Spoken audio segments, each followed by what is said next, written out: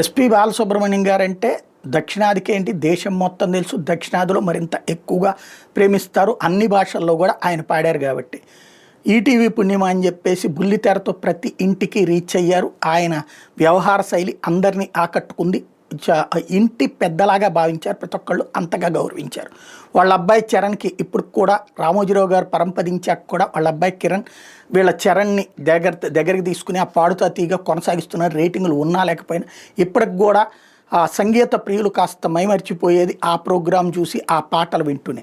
అయితే ఆ చరణ్ గారికి కూడా ఇప్పుడు తాజాగా ఇంటి అద్దె ఇబ్బంది ఎదురైంది.